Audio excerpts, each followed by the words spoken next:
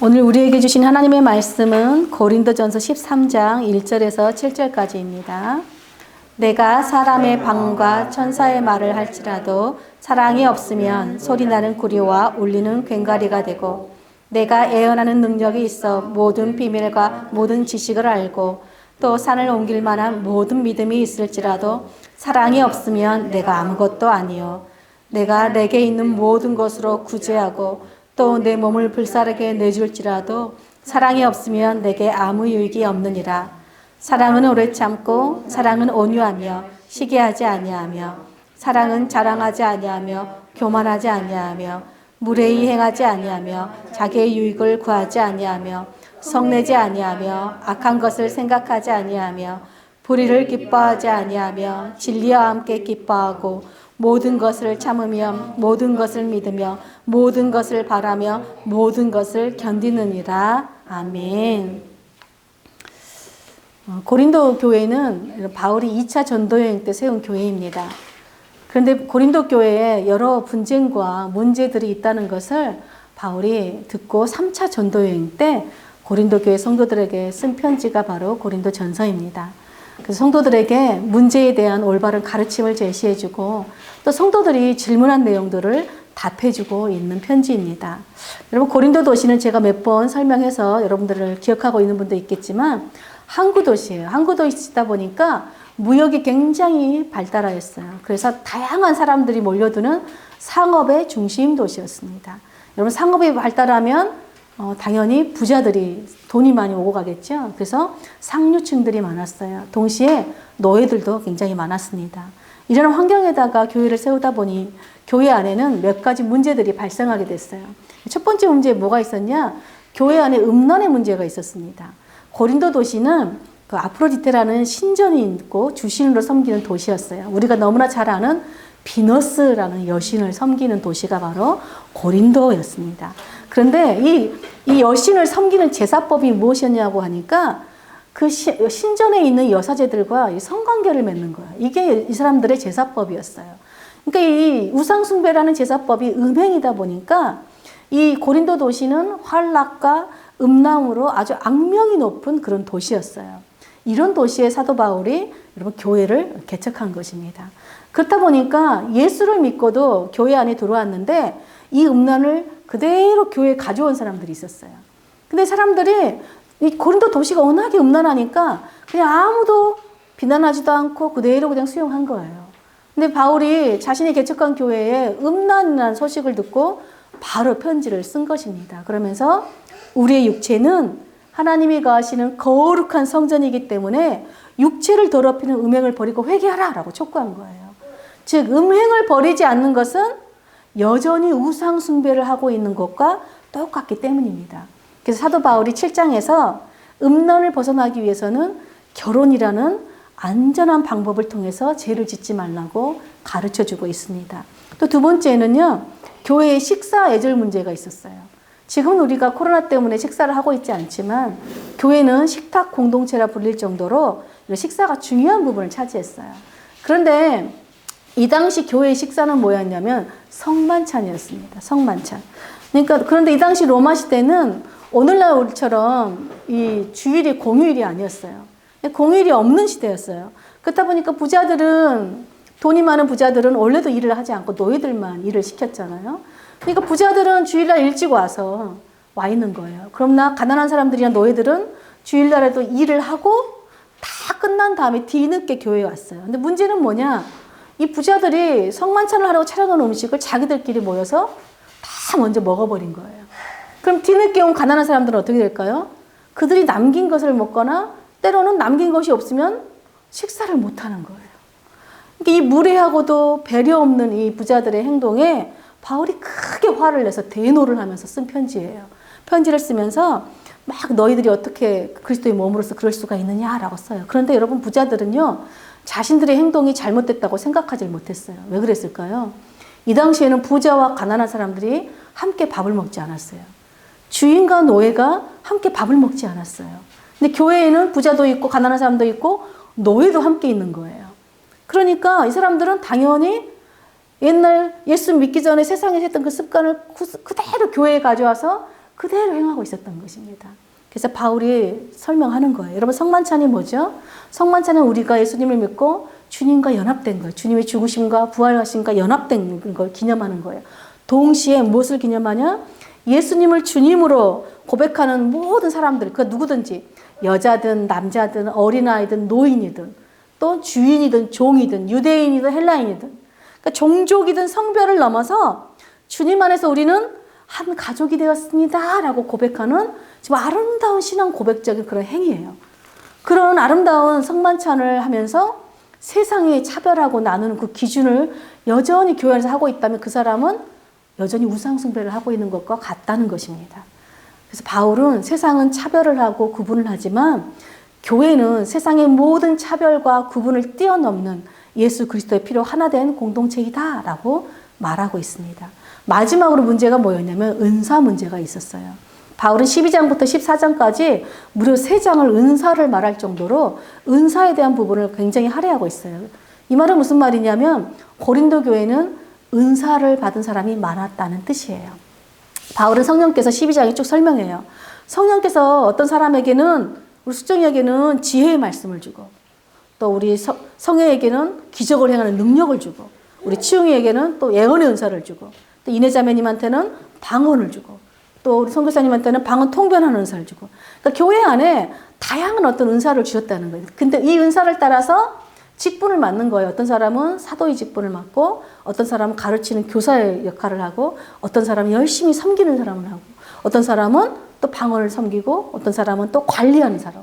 그러니까 교회 안에 여러 가지 은사를 따라 각자 자기가 섬기는 일들이 다 달랐다는 것이죠. 그래서 바울이 설명합니다. 은사는 다 다르지만 그 은사를 주신 분은 한 분이시다. 성령님 한 분이시다. 즉 교회에는 다양한 사람이 있지만 우리는 예수 그리스도의 몸을 이루는 공동체다. 교회 안에는 노예도 있고 주인도 있고 어른도 있고 아이도 있지만 우리는 한 몸이다 라고 말해요. 여러분, 우리 몸에 만약에 눈만 있으면 어떻게 될까요? 그냥 볼 뿐 갈 수는 없겠죠. 그죠? 만약에 발만 있으면 어떻게 되겠어요? 어디로 가야 될지도 모르겠죠. 방향이 모르니까. 마찬가지로 우리 몸이 하나만 있거나 여러 가지가 비어 있다면 그 몸은 온전하지 못한 몸입니다. 제가 저번 주 새벽에 갑자기 이명이 왔어요. 그래서 이명이 와가지고 잠을 거의 못 잤어요. 3시간 동안 삐 소리가 나는데 너무 힘들더라고요. 저는요, 우리 몸에서 가장 작은 근육이 귀 속에 있다는 거 처음 알았어요. 여러분, 귀 속에 인내근이라는 근육이 있는데 이 인내근이 우리 소리를 듣는 역할을 관장한대요. 이 인내근이 고장나면 여러분 청각을 잃는 거예요. 그러니까 우리가 귀가 있어도 이 인내근이 역할을 못해주면 아무 소용이 없는 것이에요. 마찬가지로 우리가 각자 다 작아 보이고 때로는 누가 더 많은 은사를 가진 것 같고 저 사람이 더 좋아 보이는 것 같아도 우리의 각자의 작은 역할들을 하지 못하면 그 몸은 정상적으로 돌아가지 못한다는 거예요.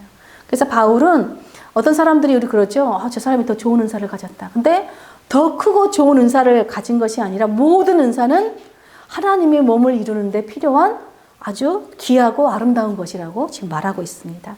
여러분, 그런데 하나님의 선물로 은사를 많이 받은 교회에 왜 그렇게 문제가 많았을까요? 바로 하나님의 선물인 은사를 잘못 사용하고 있었기 때문에 그래요. 여러분, 은사는요, 성령께서 교회를 세우는 목적으로 주시는 게 은사예요.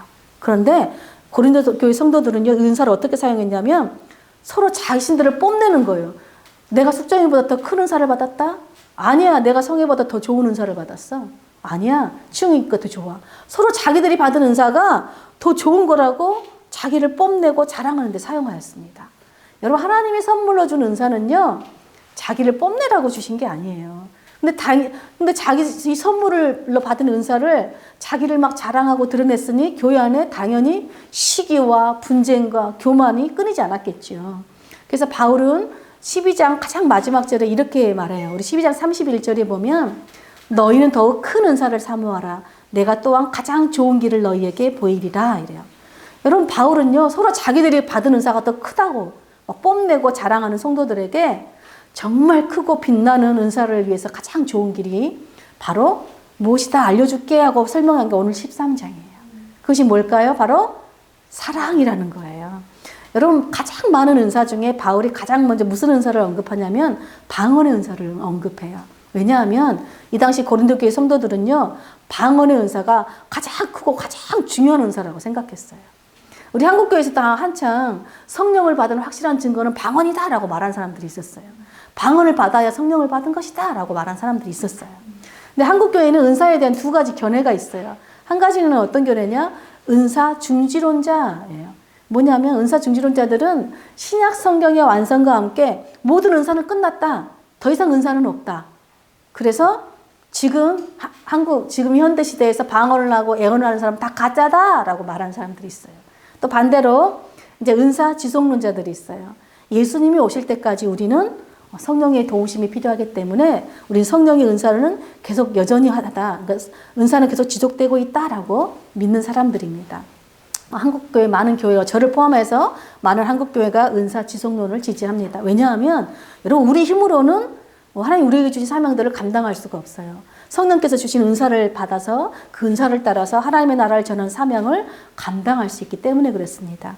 그래서 바울은요, 이 고린도 성도들이 제일 중요하게 여기는 이 방언의 은사를 설명하면서 1절이 뭐라고 말합니까? 내가 천사의 말, 그렇게 아름다운 방언을 해도 사랑이 없으면 울리는 꽹과리다 라고 말해요. 무슨 말이냐면 사랑이 없는 방언의 은사는 아무 감동이 없다는 거예요. 그냥 시끄러운 소음에 불과하다는 것입니다. 이것은 마치 우상숭배자들이 아무 의미 없이 중언부언 떠들어대는 것과 똑같다라고 지금 설명하는 거예요. 또 바울이 말하는 거예요. 내가 모든 비밀, 모든 지식을 아는 애언의 은사가 있어도, 심지어 내가 산을 옮길 만한 그런 믿음도 있어도, 심지어 내가 다른 사람을 내 다 주고 구제하여도, 더 나아가서 내 생명까지 내어줄 정도로, 불사를 정도로 내어줘도 사랑이 없으면 나는 아무것도 아닙니다. 나에게 아무 유익이 없습니다. 즉 사랑이 없이 은사만 사용하면 오히려 유익이 되는 것이 아니라 공동체를 해치고 공동체를 무너뜨리는 올바르게 사용할 수 없다고 지금 말하는 거예요. 제가 밴쿠버에 있을 때 한 집사님이 저한테 와서 이렇게 얘기했어요. 전사님, 제가 우리 교회에서는 좀 불편한 게 있어요. 그래서 뭐가 불편합니까? 그랬더니 저는 하나님의 음성을 듣는데 이 하나님의 음성을 듣는다고 사람들한테 말하기가 참 불편해요. 사람들이 저를 이상한 여자 취급할 것 같아요. 이렇게 말했어요. 그래서 제가 물었어요. 집사님, 사람들이 집사님을 이상하다고 말하던가요? 직접적으로? 아니면 집사님이 그냥 그렇게 느끼시는 거예요? 그랬더니 자기가 그렇게 느끼는 거래요. 그래서 제가 이렇게 말했습니다. 집사님, 만약 집사님께서 하나님의 음성을 듣는다면, 하나님의 말씀을 들을 수 있다면 하나님께 들은 그 말씀을 다른 사람에게 나눠야 할지 말지도 하나님이 알려주실 거예요. 만약 하나님의 감동으로 나눈 말씀이라면 듣는 사람도 감동을 받을 것입니다. 그런데 만약에 집사님께서 나는 하나님의 음성을 듣는 사람이다 라고 말하고 싶어서 그것을 말할 수 없어서 불편한 것이라면 그럼 말하지 마십시오. 또 집사님이 어떤 말을 했을 때 누군가가 불편할 사람이 있다고 생각하면 역시 그것도 말하지 마십시오. 왜냐하면 우리는 하나님의 음성을 누군가한테 자랑하려고 말하려고 듣는 것이 아닙니다. 그러니까 집사님께서 한번 분별해 보십시오. 집사님의 불편함이 내가 하나님의 말씀을 듣는 걸 자랑하고 싶은데 그걸 못해서 불편한 것인지, 아니면 정말 하나님의 말씀, 감동이 된 걸 전하지 못해서 불편한 것인지 한번 분별해 보세요. 그랬더니 그 집사님께서 전사님 정리됐어요. 다 정리됐어요. 고마워요. 이러더라고요. 여러분, 하나님께서 많은 사람들이 착각해요. 어떤 은사가 있다 그러면 저 사람은 더 마치 나보다 영적으로 뛰어난 사람처럼 보여요. 그렇지가 않아요. 여러분, 은사는요, 하나님께서 누군가를 섬기라고 주시는 거예요. 절대 자랑거리가 아닌 거예요. 근데 여러분, 다른 사람을 사랑하는 것이 여러분은 어때요? 쉽습니까? 저는 살다 보니까 다른 사람 사랑하는 게 가장 어렵고 힘들더라고요. 심지어는요, 우리는 오빠 사랑한다고 말해서 그 오빠한테 막 화내요. 그죠? 나 우리 오빠 사랑해요 하는데 오빠를 오해하고 오빠한테 무례하게 대하고, 그죠? 오빠의 유익을 생각하지 않고 늘 나의 유익만 생각하죠. 여러분, 매주 교회에서 모든 교회마다 교회의 아름다운 비전을 선포하고 또 아름다운 말씀을 선포되어져요. 근데 여러분, 교회의 분열의 소식이 끊이지가 않죠. 왜 그럴까요? 교회의 비전이 잘못돼서 그럴까요? 아니면 하나님 말씀이 잘못돼서 그럴까요? 아니라는 거예요. 바로 교회의 사랑이 없기 때문이래요. 여러분, 근데 사랑이 없는 이유가 있어요. 왜 사랑이 없을까요? 사랑을 제대로 모르기 때문에 그렇습니다. 사랑을 모르면 사랑을 할 수가 없는 것이죠. 그래서 여러분, 바울은 사랑이야말로 은사를 더 크고 빛나게 하는 가장 좋은 길이라고 우리에게 알려주면서 사랑이 무엇인지도 알려주는 거예요. 우리 4절부터 7절까지 우리 다시 한번 사랑이 무엇인지 가슴에 좀 새기면서 우리 다 같이 읽어볼게요. 시작. 사랑은 오래 참고, 사랑은 온유하고 시기하지 아니하며, 사랑은 자랑하지 아니하며, 교만하지 아니하며, 무례히 행하지 아니하며, 자기의 유익을 구하지 아니하며, 성내지 아니하며, 악한 것을 생각하지 아니하며, 불의를 기뻐하지 아니하며, 진리와 함께 기뻐하고, 모든 것을 참으며, 모든 것을 바라며, 모든 것을 견디느니라. 아멘. 여러분, 이렇게 하고 있습니까? 네, 참 힘들죠. 근데 이 바울이 알려준 사랑의 정의를 보니까 몇 가지 특징이 있어요. 첫째 보니까 사랑에 방향이 있어요. 방향. 무슨 말이냐면 이 사랑의 방향에 따라 사랑이 두 종류로 나누어져요. 바울이 알려준 사랑을 보면 가장 먼저 오래 참고로 시작해서 어떻게 끝나냐 하니까 모든 것을 견디느니라로 끝나요. 보니까 사랑은 한마디로 참는 것 같아요. 참는다는 것은 품는 거죠. 품어내고 어떤 걸 덮는 거예요. 여러분, 근데 누구를 품고 누구에 대해서 오래 참고 누구에 대해서 견뎌야 할까요? 대부분 우리는요, 우리 자신에 대해서 관대해요. 우리가 남한테 실수하고 잘못하면요, 아, 그럴 수도 있지. 그리고 막 그냥 넘어가요. 금방 잊어버립니다. 내가 잘못한 것은 기억 못해요. 그런데 사랑하는 오빠가 나한테 실수하면 어떻게 하죠? 절대 참지 못합니다.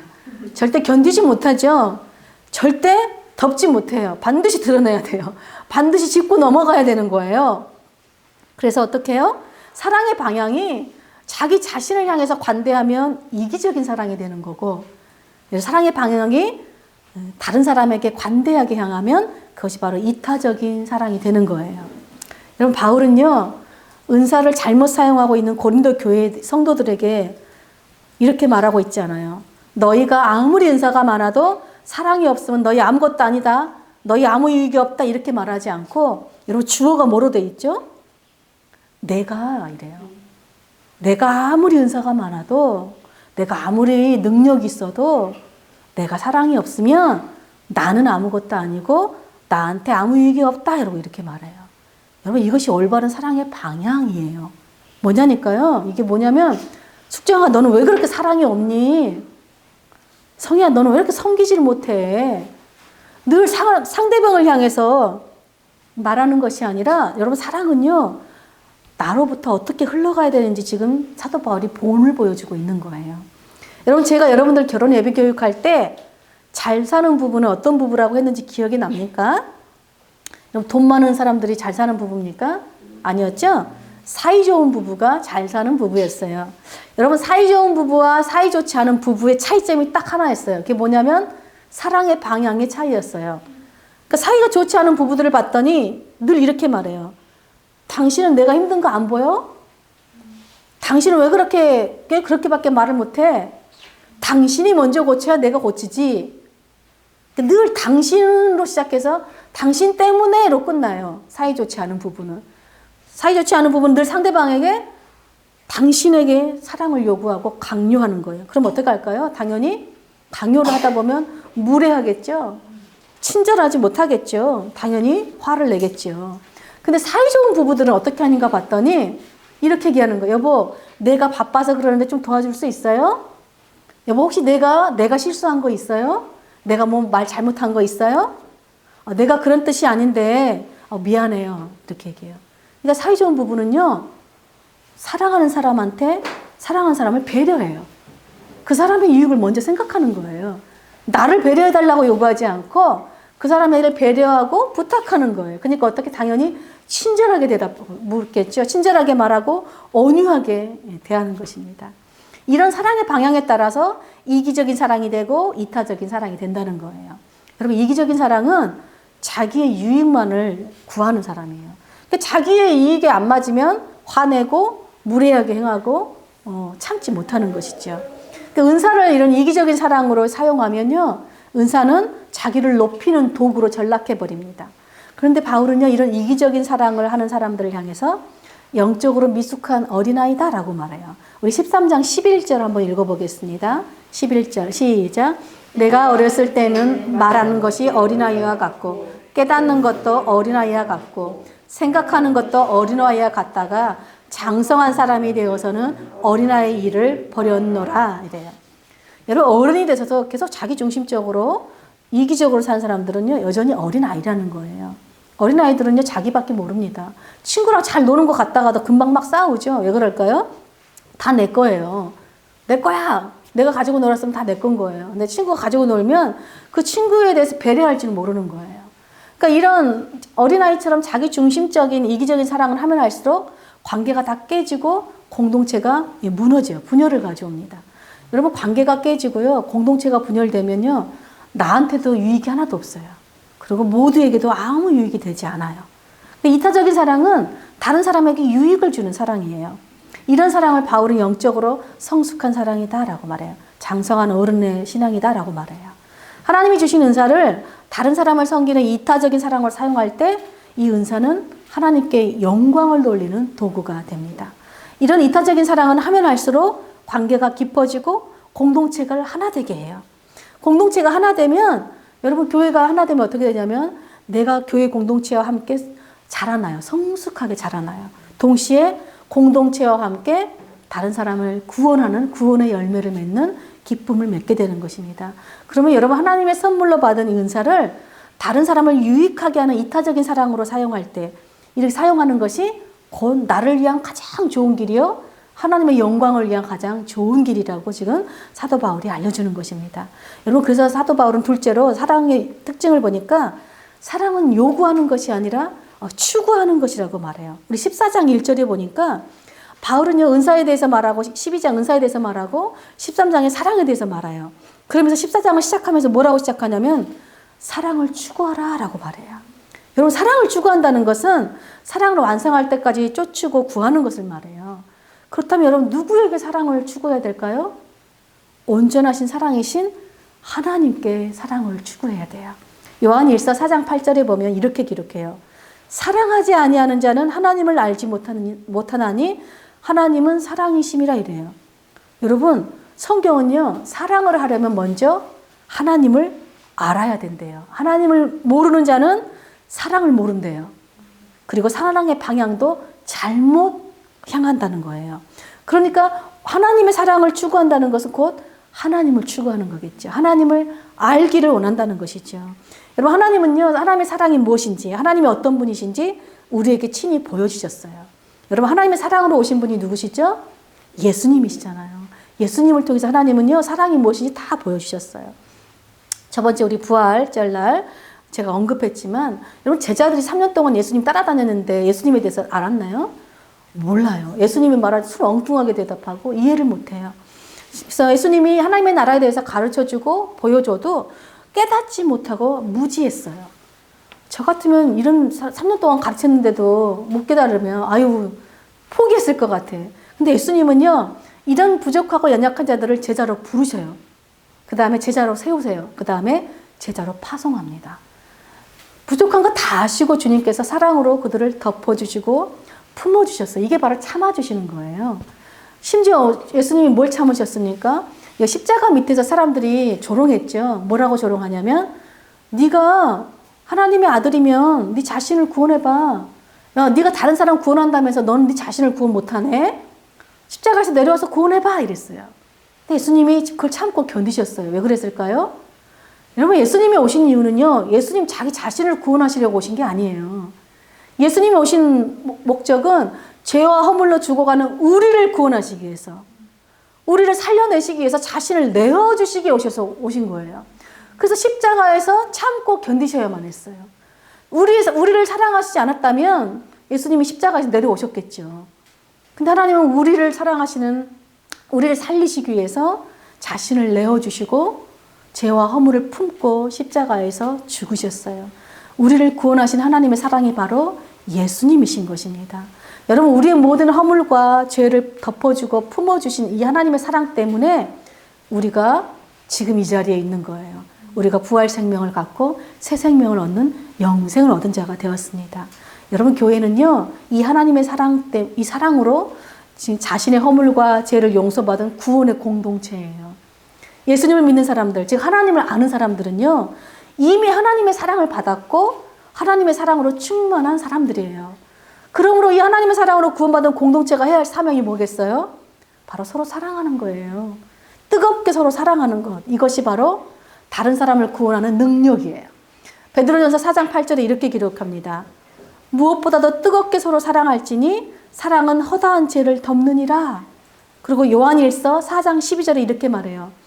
어느 때나 하나님을 본 사람이 없으되 만일 우리가 서로 사랑하면 하나님이 우리 안에 거하시고 그의 사랑이 우리 안에 온전히 이루어지느니라.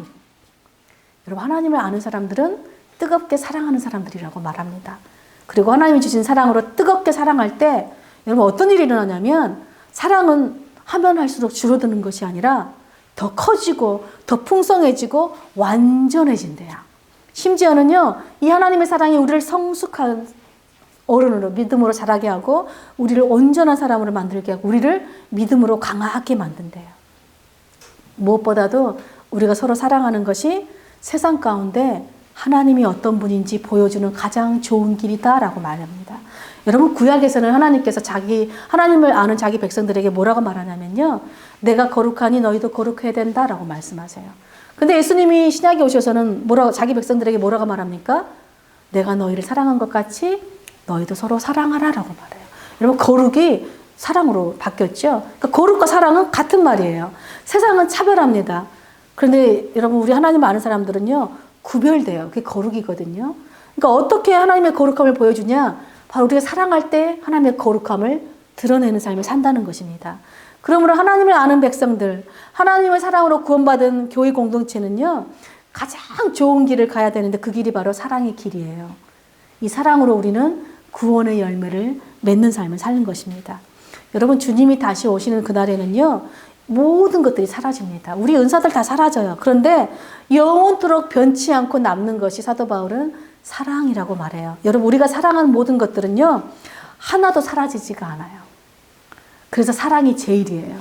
사랑을 남기면 여러분, 모든 것을 남기는 거예요. 우리가 죽어도 우리가 사랑했으면 우리는 남는 거예요. 사랑으로 함께 남는 거예요. 그 성령께서 우리로 하여금 서로 허물과 잘못을 덮어주는 이 사랑의 사명을 감당하라고 주신 것이 바로 은사인 거예요. 그래서 은사는 사랑으로 사용할 때 더욱 크게 빛나는 것입니다. 그래서 여러분, 이 은사를 올바르게 사용하는 것이 사랑으로 섬기는 것이고, 우리가 사랑을 하려면 하나님을 알아야 돼요. 그래서 우리 사랑하는 늘기쁨교회 성도들은 항상 무엇보다 하나님을 더욱 알기를 축복합니다. 하나님을 추구하고 무엇보다 하나님이 나에게 주신 은사가 무엇인지 여러분 발견하기를 축복해요. 하나님 저에게 어떤 은사를 주셨습니까? 제가 이 은사로 어떻게 사람들을 섬기기 원합니까? 여러분, 이 은사를 사용할 때, 사랑으로 사용할 때 하나님께서 구원의 열매를 주시는 거예요. 그래서 여러분, 은사를 사용하지 않거나 잘못 사용하면 아무 유익이 없지만 그 은사를 사랑으로 사용하고 올바르게 사용하면 여러분, 나한테도 유익이요, 하나님께도 영광이 되는 거예요. 그래서 저와 여러분은 하나님을 온전히 알고 올바르게 알아서 하나님이 주신 그 사랑으로 세상 가운데서 다른 사람을 유익하게 섬기고 공동체를 섬김으로 우리 살아계신 하나님, 그 거룩하신 하나님을 보여주는 우리 사랑의 공동체로 함께 지어져 가길 축복합니다. 그래서 우리 늘기쁨 공동체는 하나님께 영광을 돌리는 그 거룩한 성전으로 함께 지어져 가기를 간절히 축복합니다. 아멘.